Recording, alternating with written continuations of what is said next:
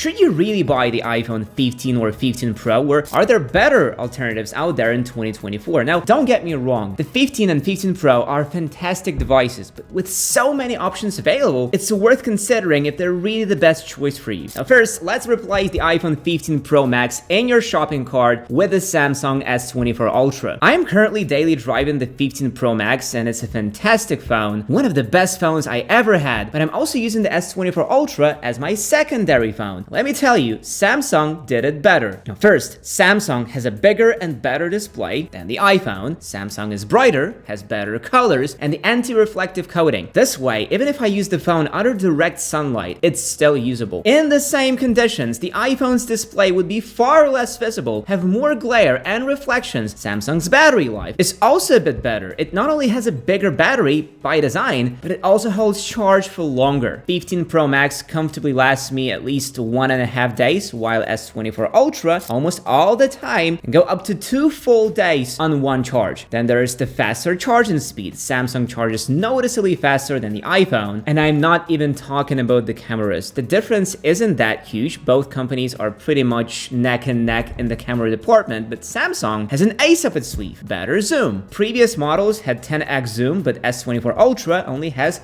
3x and 5x modules. However, the 5x sensor has higher resolution than on the iPhone, which makes the images with the same magnification look much better. But the real reason why you may want to go for Samsung instead of the iPhone is AI. S24 Ultra has AI everywhere, even in the keyboard, fixes mistakes, rewrites messages, and translates them. The built-in AI can slow down any video you shoot with any phone. With Samsung AI, you can also edit your photos, remove unwanted objects from them, and do all sorts of things. Samsung also got a stylus, the S Pen, used for note-taking, drawing, and so on. And this phone costs even less than the iPhone 15 Pro Max, only $1,000. Now that's a lot of a phone for this kind of money. Now let's look at OnePlus 12. First, it has a much more unusual design. Everyone knows what an iPhone looks like, and it's difficult to impress someone with it, but this OnePlus will definitely make people's heads turn with its unusual camera layout and an interesting crystallizing effect on the back. OnePlus also has a much bigger 6.8-inch display with higher peak brightness than the 15 Pro, which makes it much better for consuming any type of content. It also has the latest processor from Snapdragon inside and a minimum of 12 gigs of RAM and 256 gigs of storage. So it's not only a very powerful phone, but it also gives you more storage for less money. Another crucial thing about it is its faster charging. Recharging the battery that's noticeably bigger takes way less time here thanks to much higher charging power. But the star of this show is the camera system. Remember how I talked in one of our last videos about the rumored 48 megapixel ultra wide coming to the iPhone 16 Pro? Well, OnePlus already has that. Its ultra wide camera produces better photos than the 12 megapixel ultra wide on the 15 Pro. Also, the 3x zoom camera on the iPhone is a 12 megapixel module, while on OnePlus it's 64 megapixels. Again, the phone can zoom a lot further and preserve more details in the shots. The main camera also has a higher res than the 48 megapixel sensor on the iPhone, so practically no matter how you put it, the cameras on OnePlus are better. The only real iPhone advantage is the ability to shoot videos in log. But honestly, does a regular person really need this feature, especially if the phone has so many benefits and costs $300 less? Yes, you heard me right. The OnePlus 12 costs only $700, and this is a great deal. Moving down the price ladder, the iPhone 15, I used this phone and even reviewed it, and I must say, this is a pretty good phone. Sure, it has its problems and shortcomings, but overall, it's a very decent phone. However, for roughly the same price, you can get the refurbished iPhone 14 Pro, which will be superior in every single way except one, the Type-C port. The 14 Pro has the same display as the iPhone 15, same size, same brightness, same resolution. There's only one real benefit of the 14 Pro screen: Pro Motion. The higher refresh rate completely transforms your perception of the device, feels snappier, faster, more responsive. Performance-wise, the phones are also identical because they share the same A16 Bionic, so the system and all the apps will work just as fast on the 14 Pro as they will on the 15. Though again, thanks to that Pro Motion, the 14 Pro will feel faster and snappier than 15. The same internals also means roughly identical battery life. Sure, the 14 Pro will last a bit less than the 15, but this difference mostly comes down to the higher capacity of the battery on the 15. Where the 14 Pro completely dominates over the 15 is when it comes to the cameras. The main cameras on both phones have the same 48 megapixel resolution, but 14 Pro can take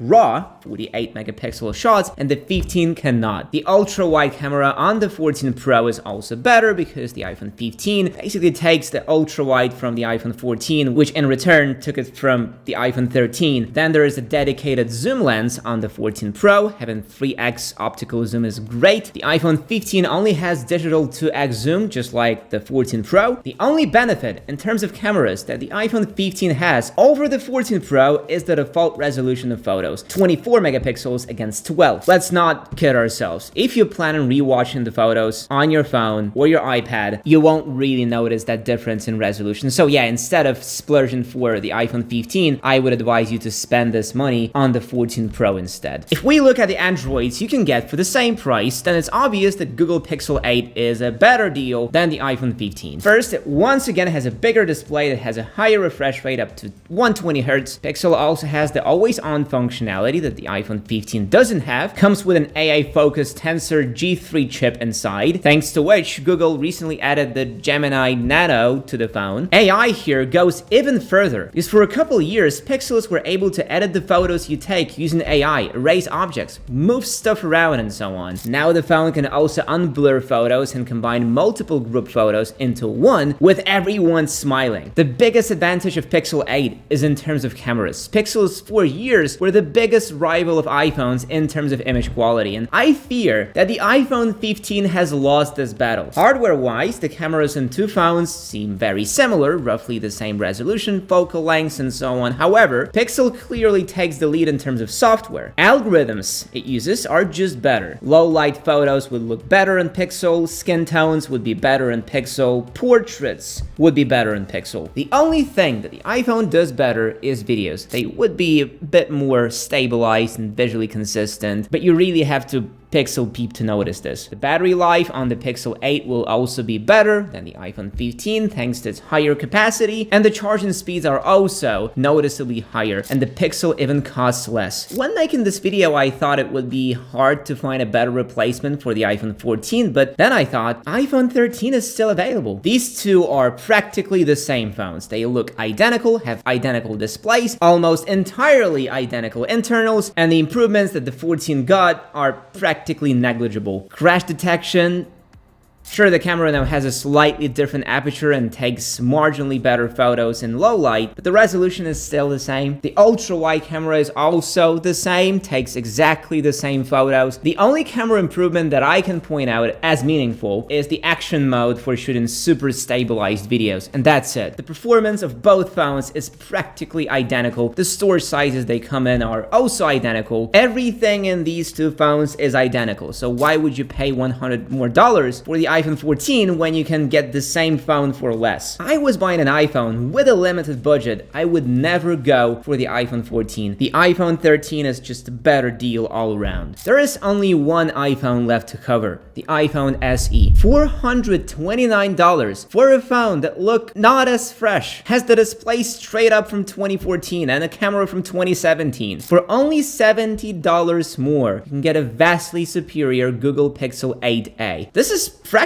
the Pixel 8 in disguise, because the 8a has the same processor inside, almost identical display, and all of the same AI features, and if we compare it to the SE, the difference would be staggering. Pixel has a bigger, brighter, and much smoother display, more base storage, more features, more of everything. The camera system on Pixel 8a not only has two cameras instead of one, but all the cameras have higher resolution and better image processing algorithms. The main camera here is 64 megapixels instead of 12, and the ultra wide is 13 megapixels instead of 0. Pixel can also take low light photos with night mode, while the iPhone SE still cannot do that. Such a simple feature, but Apple still refuses to add it to their cheapest iPhone. Also, let's not forget that Pixel comes with the the Type-C port, a much bigger battery, and faster charging. It's also easier to repair. Honestly, I cannot think of a single reason to go for the SE when Pixel 8a is around. What do you think? The iPhones are great. I love them to pieces. But as you see, there are many phones that are just better. And if it wasn't for the ecosystem that Apple has created, I'm sure I would have switched to Android many years ago. So if you have never tried iPhones, maybe you should explore some other options. And in case you're still looking for an iPhone, we recently made a great video about the biggest iPhone buying mistakes you can make, so be sure to check it out. Thanks for watching, and see you there.